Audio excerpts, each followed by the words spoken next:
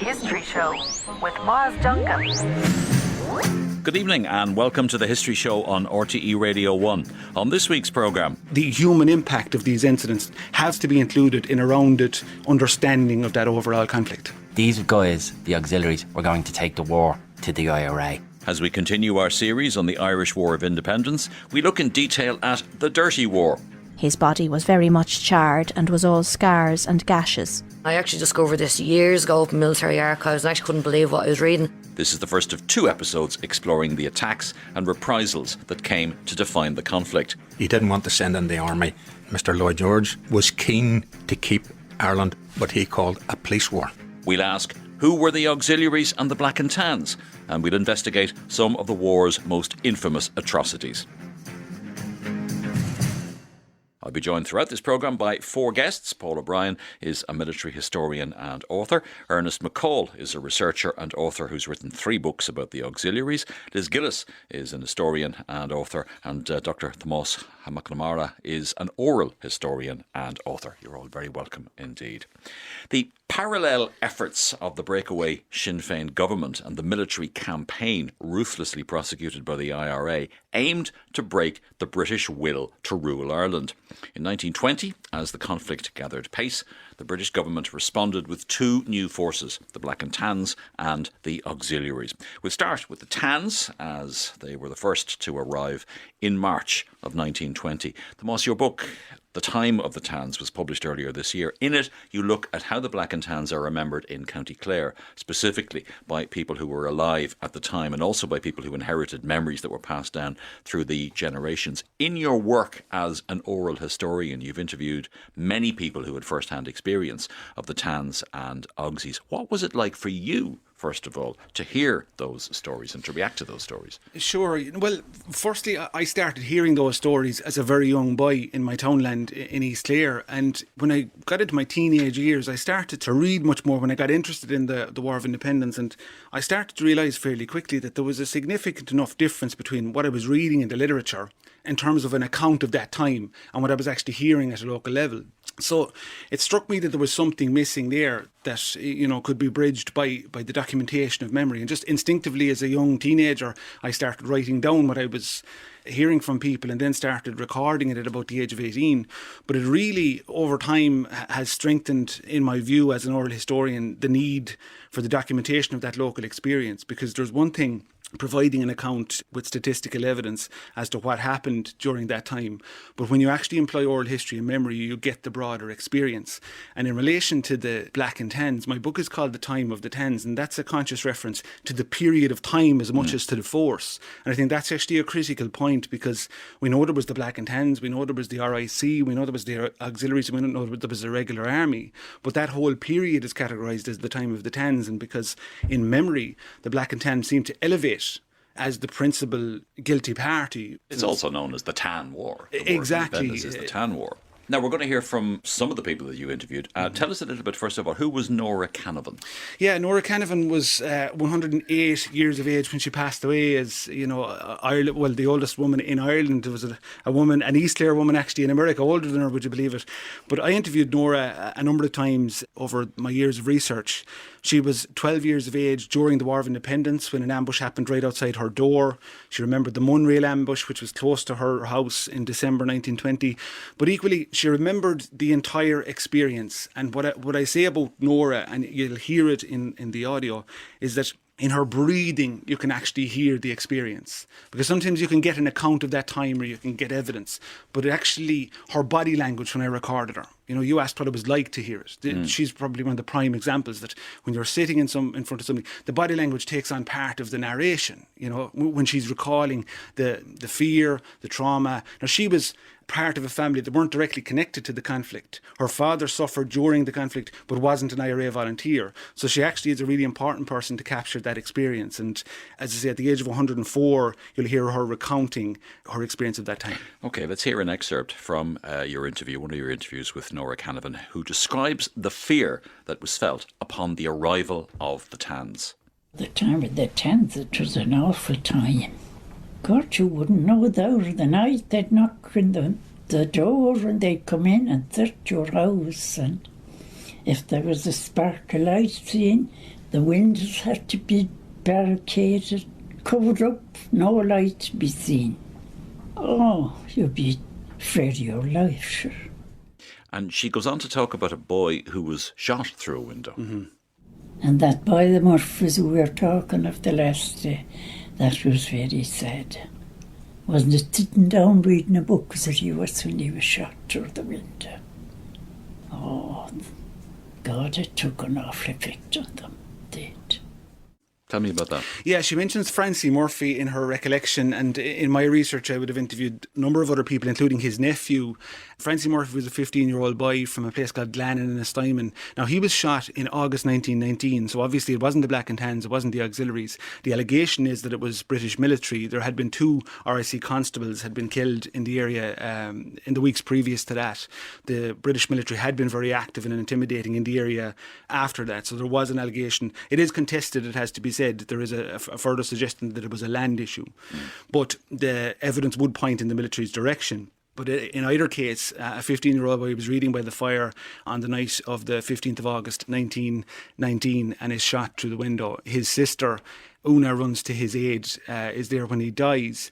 And in my connection to it in terms of, or my most powerful connection in terms of memory, is recording his nephew, Una's son, in 2011, and him recalling that in 1965 he's beside his mother Una in Ennistimon Hospital. She's in her second day of a coma. She manages to come out of the coma, sits forward in the bed, pulls the crucifix from behind her in the bed, kisses the crucifix, looks to the foot of the bed and says, "Francie, Francie, Francie," lies back down, goes back into a coma and dies the following day. They were her last 3 words, and it was the first time in 46 years that she had spoken about her brother, Francie Murphy. So again, for me, what that really underlined was the role of silence when you're exploring memory, and the human impact of these incidents that have to be included in a rounded understanding of that overall conflict. Now, the Tans, as we said, had a good head start. They arrived in March in 1920. Good head start over the Auxiliaries. Did it take long for their presence to be felt in County Clare? No, as in other areas, certainly not. I mean, it was more of a behavioural thing, I think, in the earlier period. It was really until the summer of 1920 when both sides escalate the conflict, certainly in County Clare. But at a behavioural level, in terms of the raids that were taking place, there was a discernible difference after the arrival of the Black and Tans. And that actually has a really significant impact in terms of the attitudes of people, because even though there was plenty tension and conflict prior to the arrival of the Black and Tans, it has now taken on another bitter dimension, and that does impact. Dozens and dozens of people testified to me that after they arrived at the Black and Tans, and because of their behaviour, that hardened the attitudes of people. And if we see from March to July 1920, certainly in County Clare, we see a dramatic escalation of the violent nature of the conflict, and we enter into a really violent period then. We'll hear another extract now from one of your recordings. You're interviewing Michael O'Gorman, who talks about what happened to his grandfather and granduncle when they ran into a patrol of Tans. Beat up my grandfather and my granduncle Michael. Michael was his brother-in-law. That's Michael Young, isn't it? Michael Young, yeah. When they were coming home, they were coming up the Fecal Road, there near Michael McMahon's. The Tans were actually on their way down the Fecal Road. They struck my grandfather into the face with a butt of a rifle and smashed his jaw.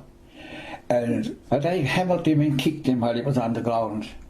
But Michael tried to help him, and they struck Michael with the butt of a rifle, and when Michael fell, one of them stood on him. It stood on his arm, and another stood on his back. And they got the butt of the rifle and they smashed his arm again and again and again with the butt of the rifle. Michael O'Gorman speaking there to Tomás McNamara, and that's another example of the powerful testimony that highlights the value of oral history recordings. Ernest, the Tans and the Auxiliaries, they're essentially supplementary forces. Yes. Assisting the Royal Irish Constabulary. So the Tans have arrived in March 1920. Why was it felt necessary to introduce the Auxiliaries several months later? And who were the Auxiliaries? Well, basically, the British government realised that the Black and Tans weren't solving the problem. So they thought that they would need another bit of help. And the Auxiliaries were originally going to be an officer class of the Black and Tans. But in a fluid situation, things don't always go as planned. And when they arrived, they were realised that with the experience and the knowledge of these new auxiliaries coming in, who were all ex-officers from the three services plus the Merchant Marine, you believe, and roughly about 10% of them had come with bravery awards from the First War. You had 3 Victoria Crosses, 175 military crosses, 55 military medals, and numerous other awards from the British as well as French, Belgian and Americans. And during their time in Ireland, 8 of these members of the Auxiliary Division win the Constabulary Medal, which is the highest bravery award in the RIC at that time. So you're bringing in good quality manpower. So they were then formed into companies and sent to the most dangerous parts of the island. So the makeup of the division was, would you believe, men from the US, United States, England, Scotland, Ireland, Wales, Australia, New Zealand. So there were Americans in the auxiliaries? Yes, Australia, New Zealand, Canada, South Africa, and one man from Burma, who happened to be a Englishman who was a police superintendent out in Burma, home on leave in London, seen the advert for the division, applied for it, got it. Whenever he came over, he did his time in Ireland. When the partition happened, he went back to Burma. Now, they were known as Tudor's Toughs, and yes. they liked to call themselves the Toughs. We call them the Auxies. Who was Tudor? Tudor was the Inspector General of the RIC, or the main police officer for the whole of the country. He also covered the Dublin Metropolitan Police. He was the main police officer for the entire country. Paul, you've also written about the auxiliaries in your 2017 book, Havoc. You examine the role they played in the war. How would you characterise them? I think it's actually quite interesting because we're calling this a war. We've mentioned earlier the Tan War, the Irish War of Independence. This was actually an insurgency, and the British government were taken very unawares by this. The Black and Tans were brought in to bolster up the Royal Irish Constabulary, who were at the front line actually, and they suffered very, very heavy casualties from 1919 onwards, and they would be the one who would have really taken the brunt. And this is a paramilitary police force fighting what you would characterise as an insurgency. The Black and Tans weren't doing the job, and Winston Churchill, who actually came up with the idea for the auxiliaries, wanted it. They were called like a special gendarmerie, but he had something more in mind for these. These guys, the auxiliaries, were going to take the war to the IRA. That instead of being holed up in a barracks with barbed wire and machine guns and be surrounded, they were actually going to go out and bring this fight. So they were actually going to launch a counter-insurgency campaign, and that's what happened in the late summer of 1920.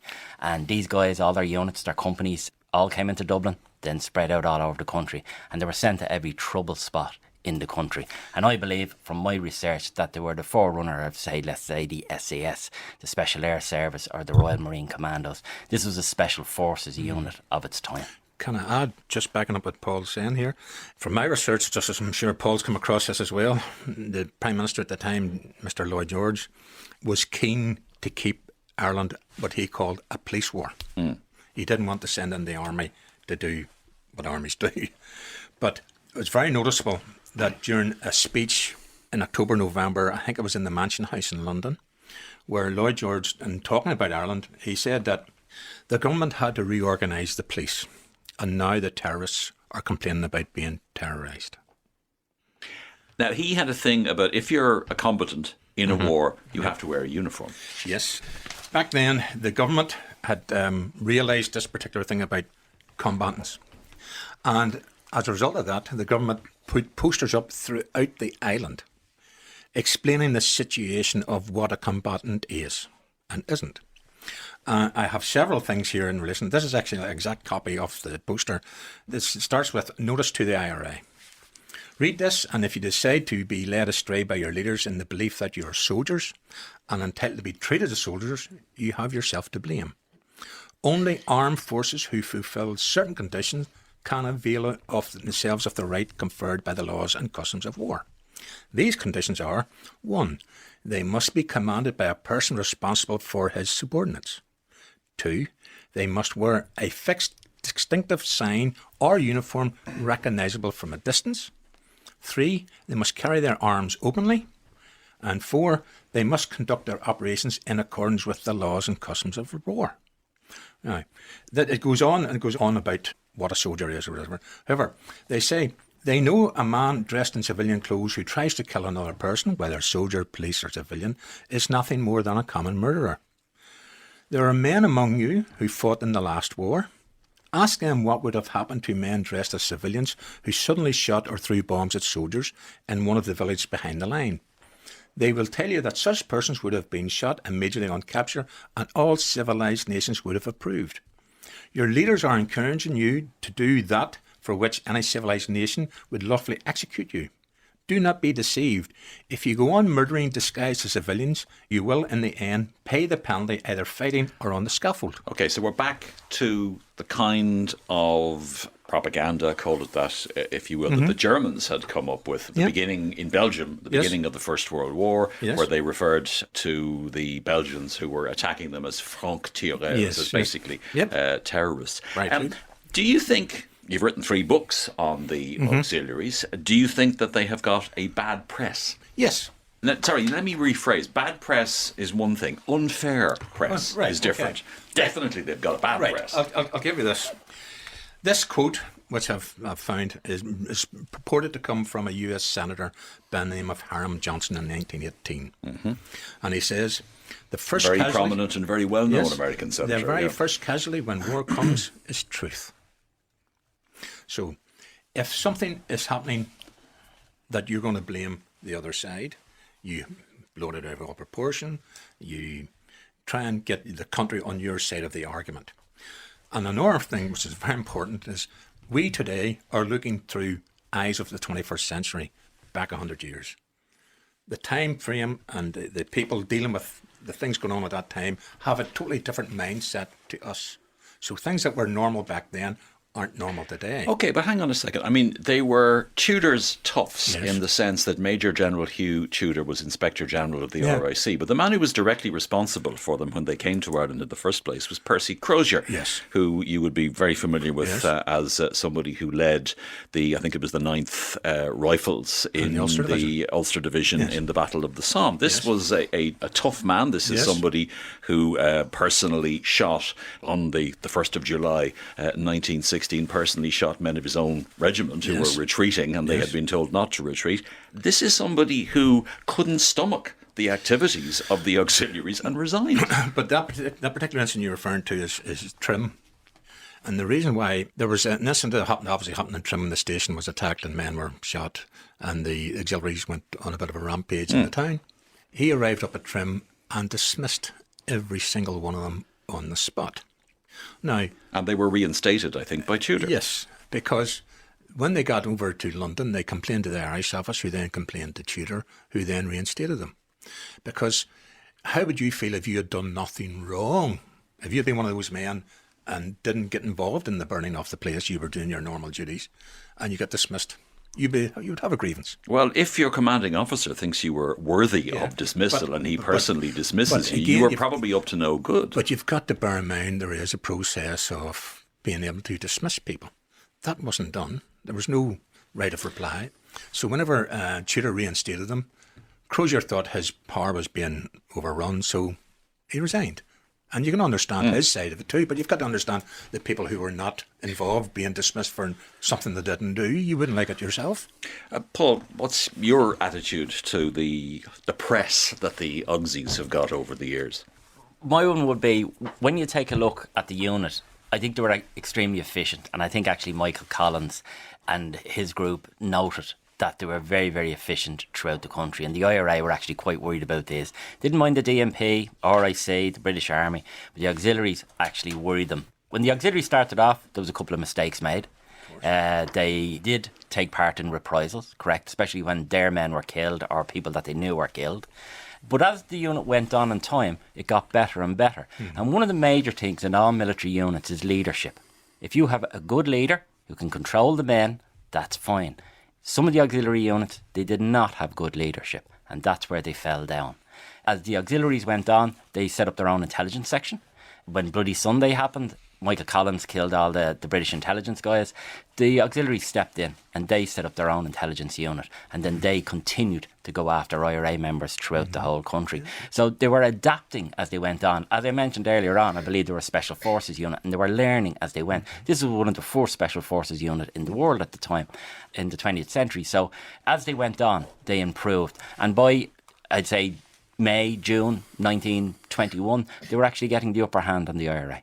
OK, now as we've said, both the Auxies and the Tans were formed in 1920, or they arrived in Ireland in 1920, a year which saw violence escalating between the IRA and Crown forces. It seemed like anyone was a potential target. In this clip from the RTE radio archives, Tomás Og McCurtain recalls how his father, Tomás McCurtain, Lord Mayor of Cork, knew his life was in danger. There's a story told by some of the old lads that he was writing in the City Hall one day, and apparently had already got a death warning from the police. And one man came in, he said, Tomás, he said, we have a definite from the intelligence crowd. The next policeman to be shot, they'll shoot you. And he just looked up from one and said, very interesting, and carried on with his work. Liz Gillis, why was McCurtain targeted? Well, McCurtain's a high-profile target. Not only is the commanding officer of the Cork No. 1 Brigade at that time, but he was also recently elected the Lord Mayor of Cork. And the IRA, they're increasing their attacks on the RIC because they were the front line in all of this. And a number of barracks are being attacked. You've got a number of RIC men getting killed. So it's basically tit for tat. And also you'd have to believe that if the RIC succeed in taking out a high-profile target of the IRA, the leadership, then that will undermine the authority of the IRA and they'll fall apart. That didn't happen. But what happens to McCurtain is that on the 20th of March, which was actually his 36th birthday, masked men arrived, knocked at the house at night. He was upstairs in bed. His wife answers the door. They asked for McCurtain. They go upstairs. He's getting dressed. And they shot him. And his wife was heavily pregnant at the time. And the warning came true. What happened after he was killed?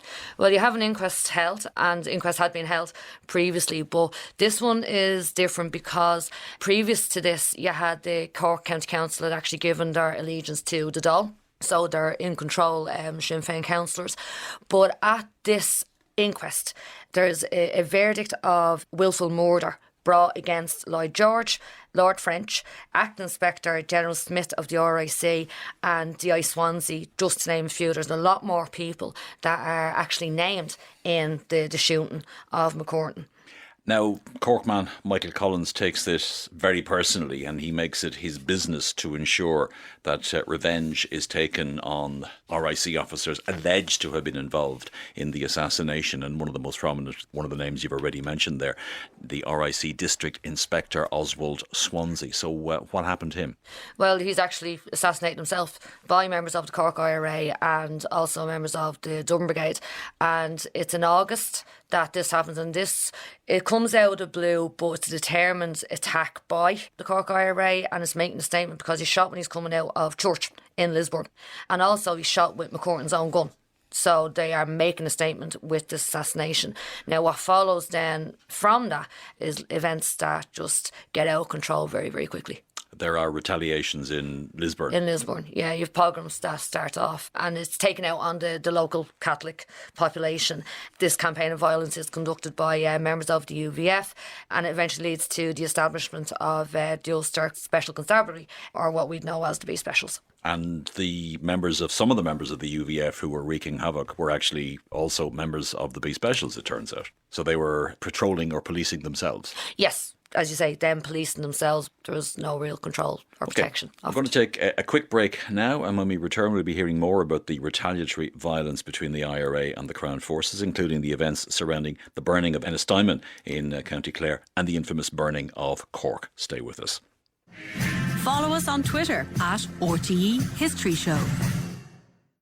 Welcome back to the History Show on RTE Radio 1. We're talking about the Auxiliaries, the Black and Tans, and the cycle of attacks and reprisals that came to define the Irish War of Independence, the so-called Dirty War. The IRA fought a guerrilla war, essentially, against the Crown forces, using local knowledge to their advantage in ambushes. In this clip from the RTE Radio archives, Paddy O'Dwyer from Ennistymon recalls how the IRA set up their ambush in Renine in in September of 1920. There was a false message sent to the barrack here that the barrack in Milltown was attacked. That was a trap to draw them out, you see. They wanted them to come out.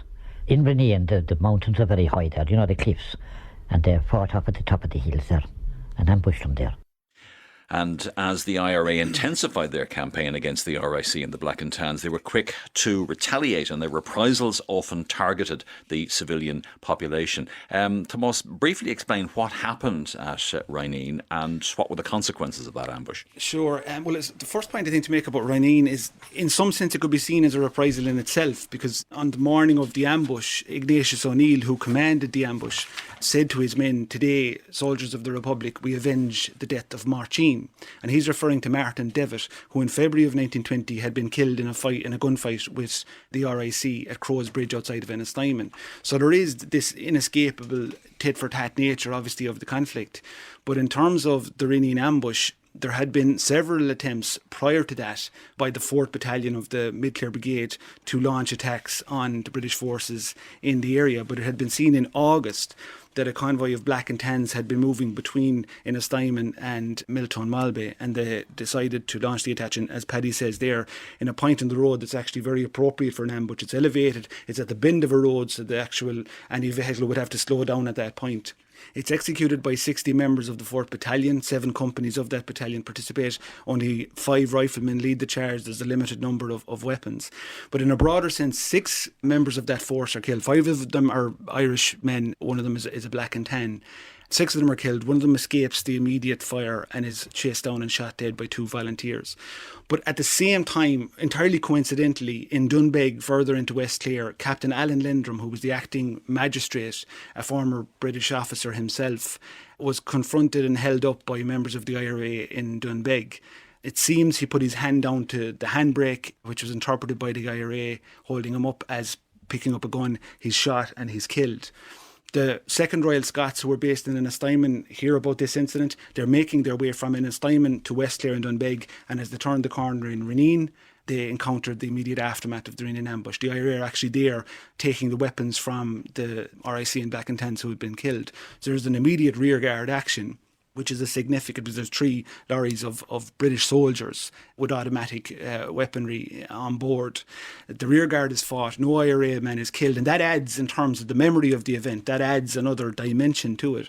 But what's really significant, I suppose, in terms of reprisals is that night in the towns of Ennistymon, Lahinch and Miltown Malbay, those towns closest to the site of the ambush, are attacked by members of the British forces, including the regular British Army, 2nd Royal Scots, Black and Tans and RIC, who burn large portions of those towns. 6 people are killed, 5 of them are civilians with nothing to do with the IRA. One of them is an IRA volunteer who was actually involved in the ambush. His father is also one of the others who's killed outside of Lahinch that night. So 6 people are killed, and just to make the point, 12 people now, in 24 hours, 12 people are killed in an area of 2.7 miles. And that is a significant escalation by anyone's measure. And if anybody is surprised to hear you talking about an Irishman in the Black and Tans, I think something like 10% of the Black and Tan force were actually Irish. They were, but there is a point to be made, I think, in relation to that, Myles. I mean, the conflict is dichotomous. We need to be able to separate out the different forces that are involved. But I think sometimes that's played on a little bit too much, to be honest.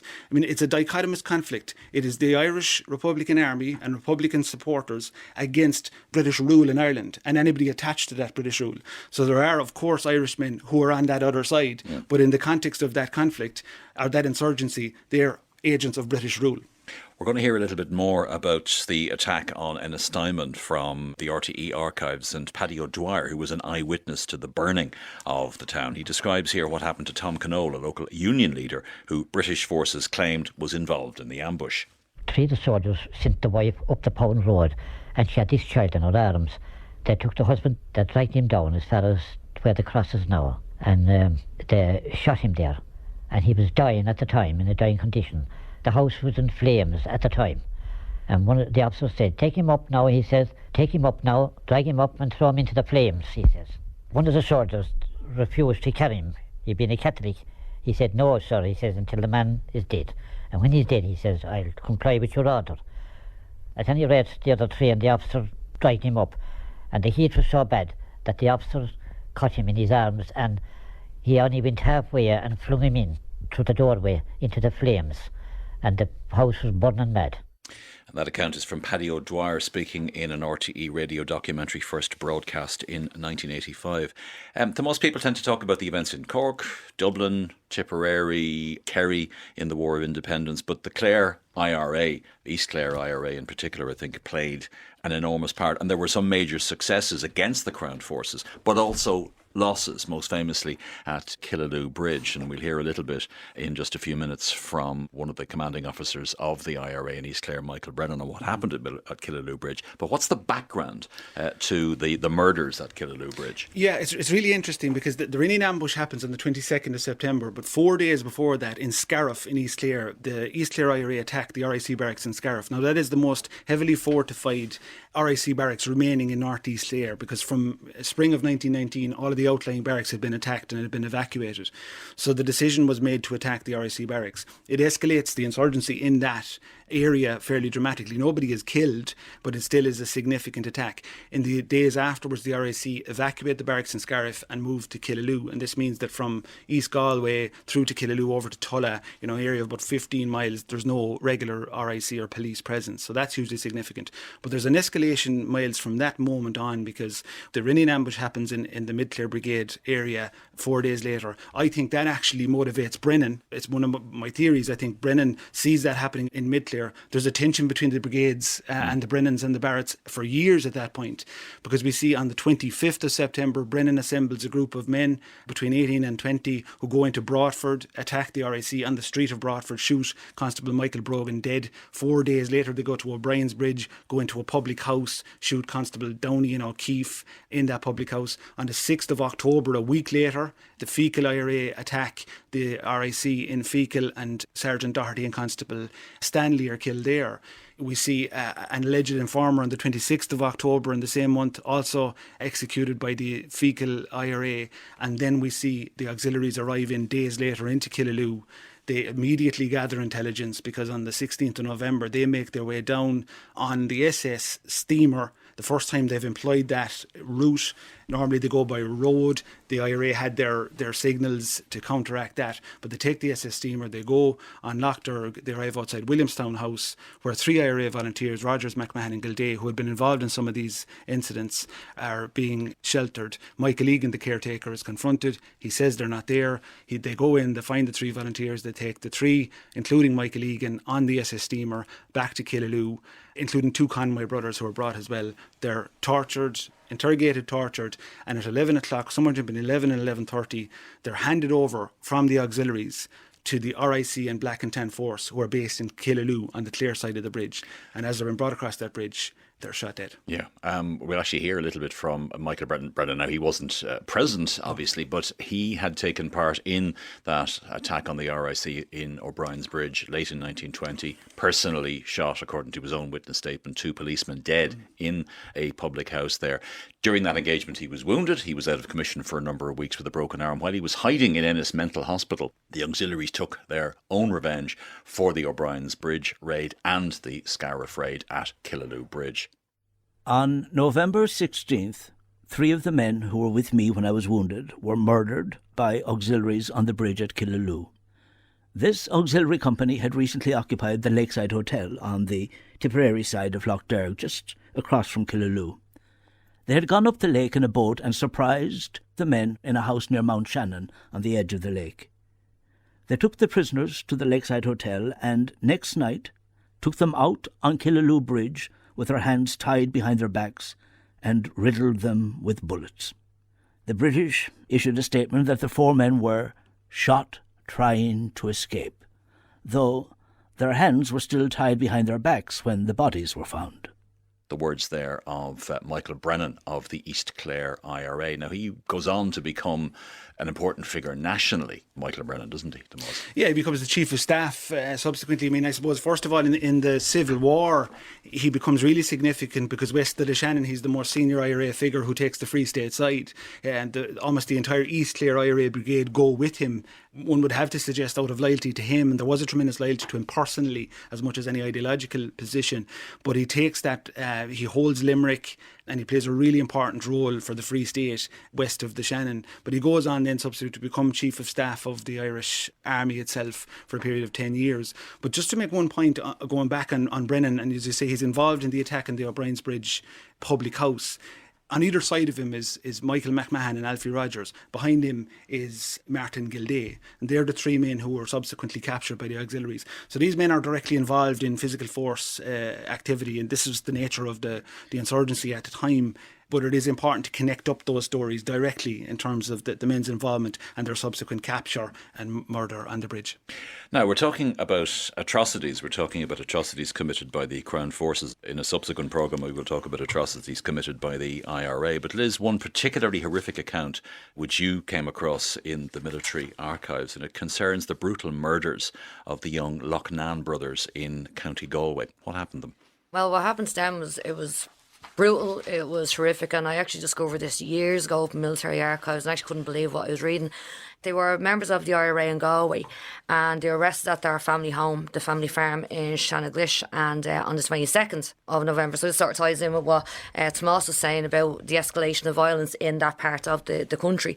They'd been involved in certain engagements, but they're arrested by D Company of the Auxies, who had been based in Galway, and they're taken to Drumharsna Castle, and they're tortured, they're interrogated, and they're murdered shortly after in Maya Hines Wood.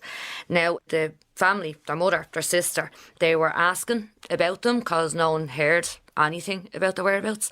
A couple of days later, the Auxiliaries arrive saying that the brothers had escaped from the castle, but they were going to get them. They wanted them. So basically, if you get them before we do, make sure they stay running. But by that stage, they were actually dead. Now, a couple more days past, the sister is relentless. She goes from barracks to try and find out. She just hits stonewall after stonewall. Then on the 5th of December, you have their cousin, Michael, who discovers the bodies in a pond, and it's just horrific. And the Department of Defence's military archives holds a copy of a statement made by their mother, Kate, and the sister you were talking about, Nora. I should warn you, as you might expect, the statement does not make for pleasant listening.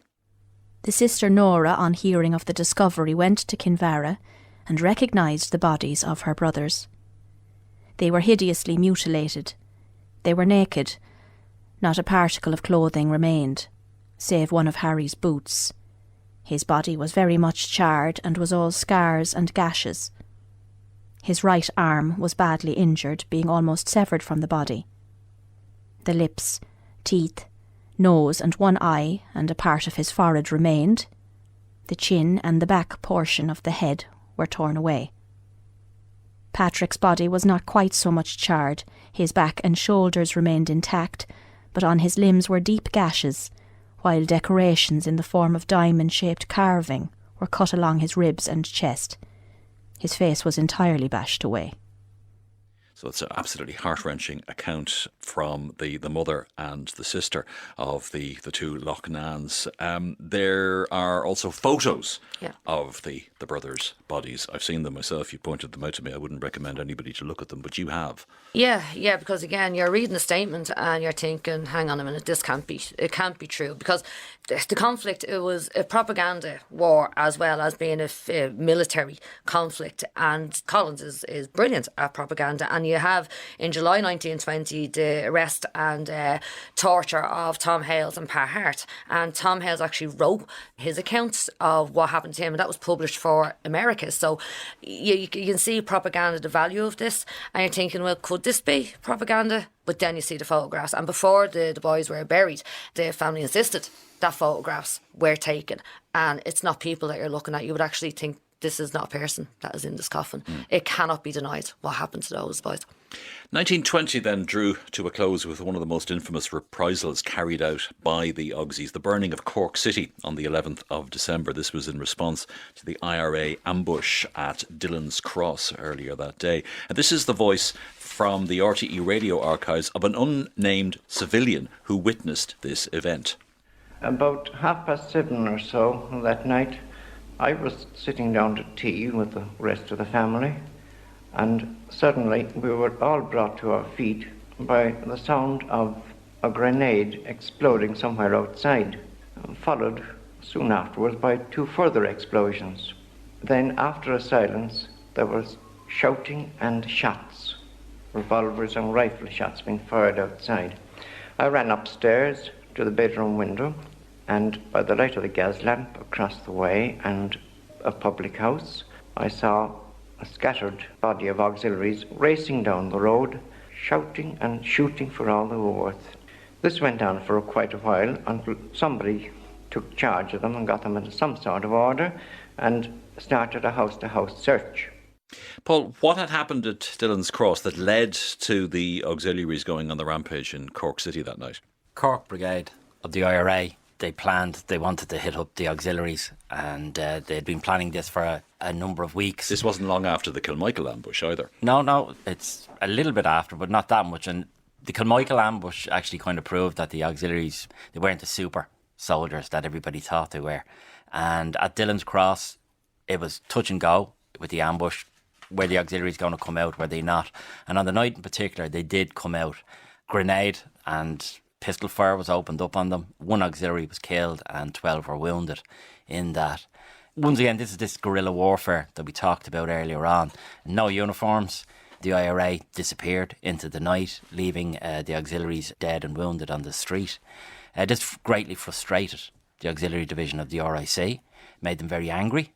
And as we mentioned before, leadership kind of broke down and a reprisal took place on Cork City because the IRA were Cork Brigade IRA at that time, and with the Black and Tans, the auxiliaries, British military, they decided to take it out on the city. And that night the auxiliaries and the Tans in particular went to Patrick Street, Cork City's main thoroughfare, and proceeded to set fire to most of the street. In this clip from the RTE archives, a post office worker describes the devastation he witnessed. I was on duty the night of the fire in the GPO. I came off duty about 11 o'clock, walked up Winthrop Street and came onto Patrick Street, which was covered in water flowing everywhere, and firemen rushing all over the place with hoses to try and stop the fire. The fire was raging then. There were a few scattered people about, that was all though. But Black and Tans everywhere, and they're racing about, and they're looting the shops. Well, they were darting in and out of houses about, and as far as I saw, they were ripping the hoses because water was flowing everywhere about, and the firemen was doing the best they could against all kinds of odds. Ernest, what does your research tell you about the burning of the city of Cork? Well, K Company have been blamed, as K Company of the auxiliaries, have been blamed for it rightly or wrongly. There's obviously a very fluid situation, but as far as the auxiliaries are concerned, the incident begins at 7:30 whenever the patrol is ambushed at Dillon's Cross. And the officer in charge of the ambush, Piers de Havilland, stated at the Court of Inquiry in relation to the Cork fires that, and I quote, he saw the glare of burning houses within 5 minutes of the ambush. It was quite impossible for any of the auxiliaries to have done this as a result of this ambush. It is my own impression that it was prearranged by the Shinners to start the fire after the ambush. But I'll go on. My further research has been obviously the one in regards to Section Leader Charles Schultz of K Company, where his letter home was intercepted by the IRA, claiming that he had been part and parcel of the fire. However, you've got to look at it in an overall context. I've come across in my research a report from the owner of Flanagan's Hotel in Cork, had contacted the CEO of K Company, stating that he would give evidence to the fact that had it not been for the auxiliaries, his hotel would have went on fire. So there's that one on the other side. However, General Tudor, or Inspector General Tudor, did a report, not a full report, but he comes across some of the stuff within the report which I find interesting. K Company were marched out of the barracks at 10 p.m. by their senior officer, i.e. First Class District Inspector Colonel Latimer, and he had 55 men walk out with him, and 30 minutes after the first fire started at 9:30. However, that's a bit contradictory with Piers de Havilland's report at 7:30, 7:35. So there's a bit of continuity there. However, Tudor goes on to say that he could not disprove that some members of K Company were involved. However, he said any evidence he finds he will forward to the inquiry. But I also find There's a further report attached to this supplementary report from a District Inspector Deegan, and he added, the first platoon of K Company arrived in Cork on the 2nd of December, the last platoon on the 8th of December. And he further states that he asked one witness who talked about the black and tans and the auxiliaries and how he distinguished between these, and he said by uniform only. There is a large number of uniforms in possession of ex-soldiers and Sinn Féiners in Cork. And his point is, he says, that unless the individuals are recognised, uniform is not sufficient proof. I understand that there were 2,433 soldiers in Cork on the night of the fires, and this appears ample to prevent Cork from burning, but they weren't used. He further goes on to say, my opinion is that K Company could not possibly have been in a position to pick out particular houses to burn, as they had only been in Cork a few days. Colonel Latimer seems to have done his best to control and account for his men. I think it is possible that some odd members of K Company were implicated in the burnings. There is no proof as to individuals, and therefore, legally, it is impossible to bring charges home. There is no evidence to show that more than one soldier was implicated, and he was a soldier in a kilt. And the DI, Colonel Latimer, in the same report stated that the case was already prejudged by the action of the military authorities in clearing the police off the street at 3 a.m. in the morning. That is when all the looting started to happen. And it didn't support his argument whenever the military authorities moved K Company out of Cork the following day. I would contest, Ernest, some of your points made there. Okay. In terms of intelligence, you were suggesting that K Company couldn't have known, or had the information. But, they only relied on people who had information, and that was very easy to navigate your way around the city and burn it. Yes, I would agree with you to some degree, because from my research on it, if they're going to a particular area where the driver doesn't know his way around, sure, they're going to have a local guide. That's a local RIC man who would be able to tell them where such and such is, what street they is, whatever, they guide them round. And no doubt they probably did have him out with them. But I'm just going by what the supplementary reports are saying. And I think the district inspector who talked about the identification of people, just because a man's wearing a uniform, unless you personally identify that person as the person who's committed it, then it's very hard to prove legally they were the ones that set fire to the place. Sure. I think at the same time, there can be logic implied at times when you're looking at the behaviour across the whole of 1920. In Fecal in East Clare, after the ambush that I mentioned earlier on in the programme, an RIC sergeant called John McFadden guided the Black and Tans across the whole area of Fecal, a rural area, and ensured that a significant number of houses were burnt. The same thing happened in an assignment to a different degree. But when you look at the reports of the district inspectors, the relevant district inspectors, they talk about unknown men, strange men that come into an area. So some of those reports, again, have to be treated with huge caution, because you talk about. I totally agree with you. That's why I've often said that we can talk to the cows come home about this. We weren't there. We can only go by what we see 100 years later. Sure. I just want to make the further point, though, in relation to the reprisals that we've been talking about. I mean, I think it does tap into a policy that was there, an unofficial policy. And I think, again, using logic, given the nature of the insurgency, I think it's entirely logical that the British would employ those methods. And they're against the rules that, you were quoting earlier on. The rules of war. But they're against them, totally. That I think if they try and encourage the IRA to adopt conventional warfare rules, but don't employ them themselves, there's an issue there. Well, there's always two sides to every coin. Sure. But the British did do their best to try and get the IRA to confer to the rules of war. But obviously it suited the IRA to play the way they did. But at the same time, they didn't recognise it as a war. So no, that's what I'm saying. They recognise it as a police war, not as a conventional war. But they're encouraging the IRA to adopt the rules of war, yeah. while not recognising it. But they are the ones.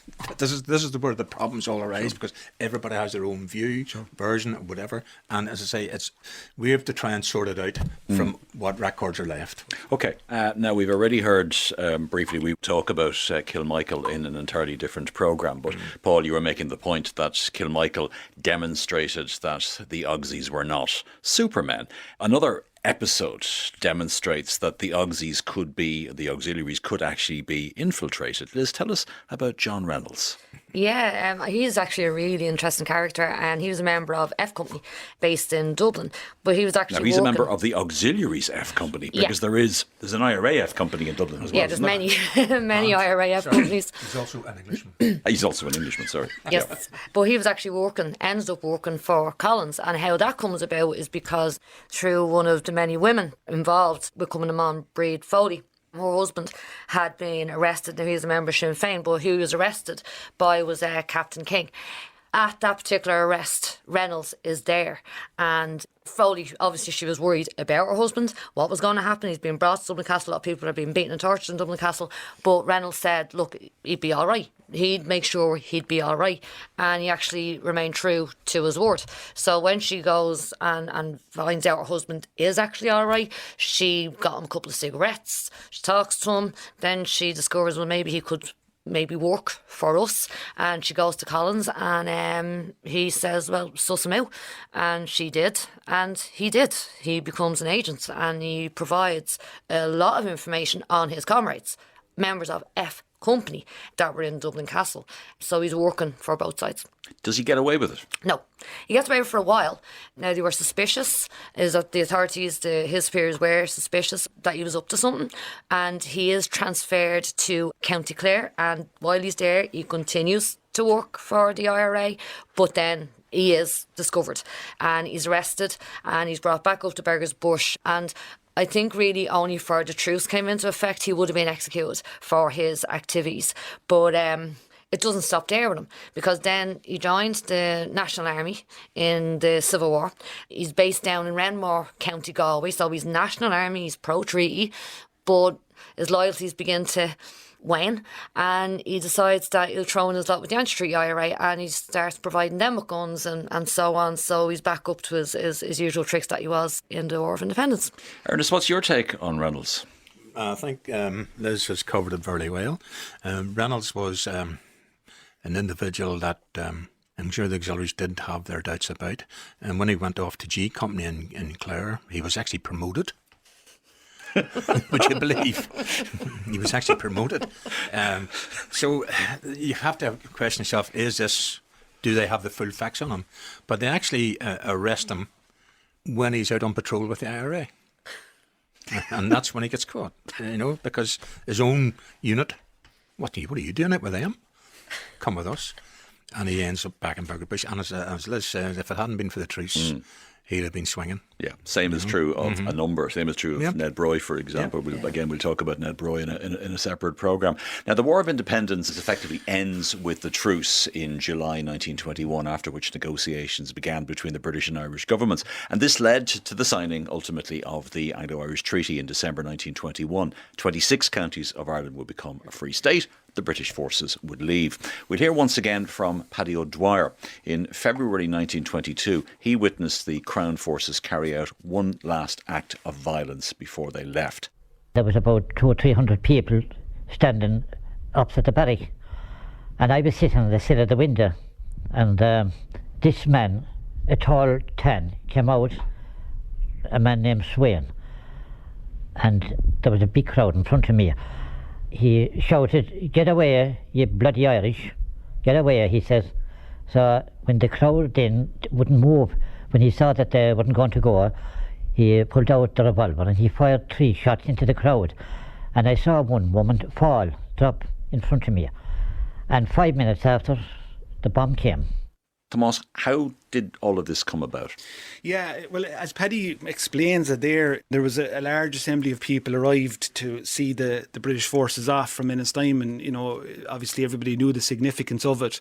But tension developed quite quickly, and in addition to what Paddy suggests was being shouted, Up Raneen was one of the shouts that came from the crowd several times. So Up Raneen and up the IRA. So that was clearly causing tension within the British forces. But as is suggested there, hand grenades are thrown into the crowd, very reckless, and a number of people are very seriously wounded.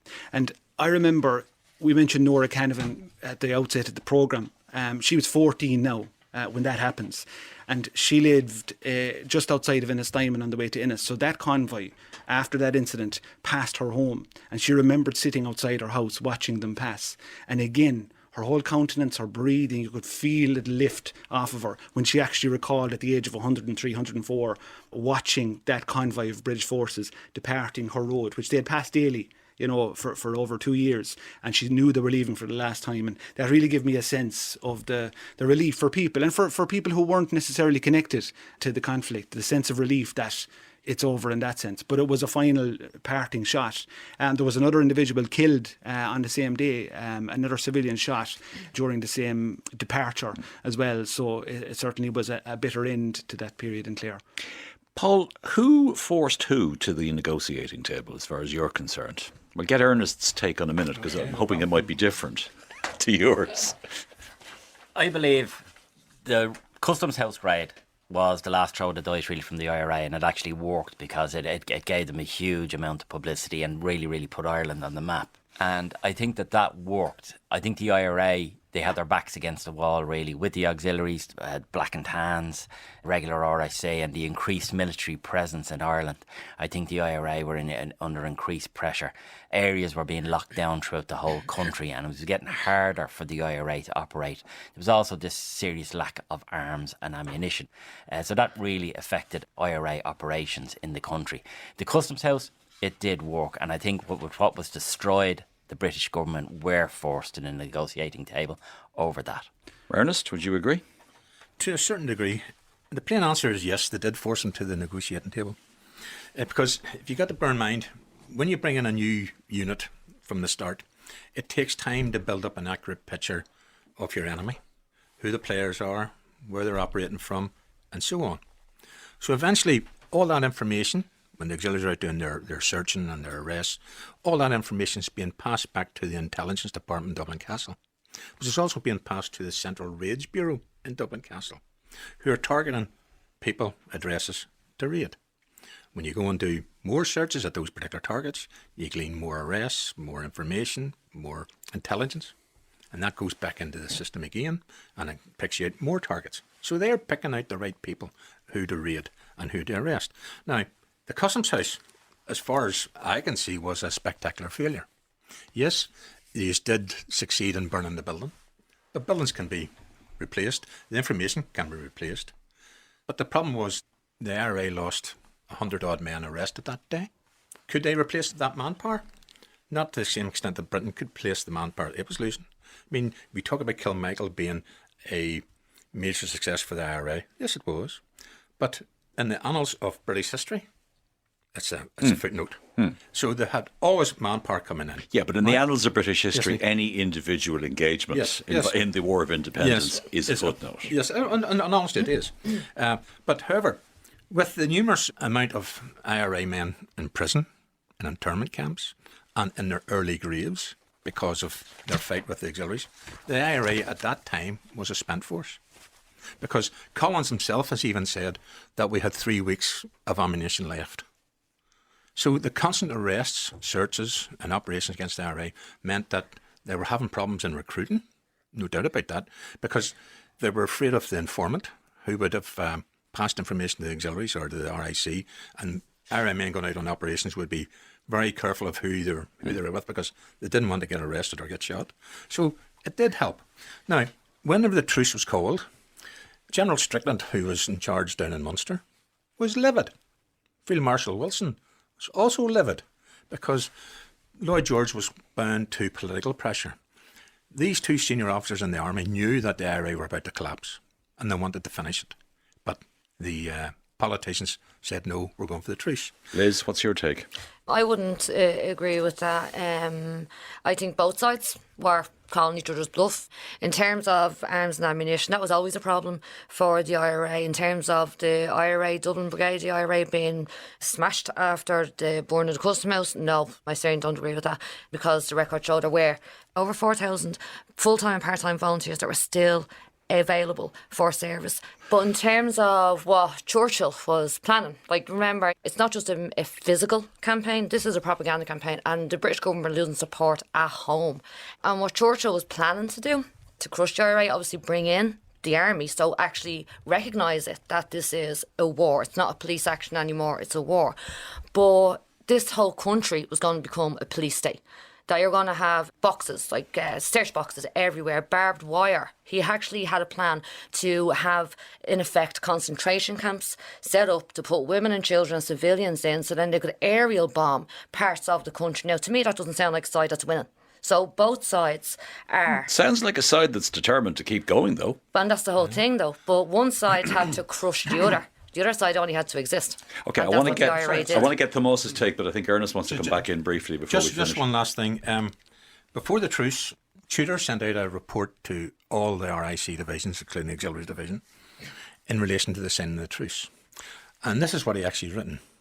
It is fully recognised by the government that the relentless pressure exercised by the police on the rebels during the last 12 months is the main factor that has brought about these negotiations. And that was sent out on the 11th of the 7th, 1921. Tomás, your take? Yeah, again, I mean, I've read reports, throughout the whole period saying from district inspectors, from Inspector General of the RIC, again claiming that the IRA respect force, this is in early 1920, that, people had been intimidated and that's no longer the case, etc. But it didn't turn out to be the case. So again, what is stated by somebody on one side of the conflict, on both sides, obviously, it doesn't always necessarily relate to the reality of it. I do think one thing we haven't mentioned is the kind of internationalisation of the propaganda, which is really significant in terms of Britain and their decisions, particularly the reprisals. The effect that has at an international level is hugely significant in terms of what decisions Britain take in relation to the conflict. I think, OK, the IRA were under severe pressure, but they had been throughout the whole war.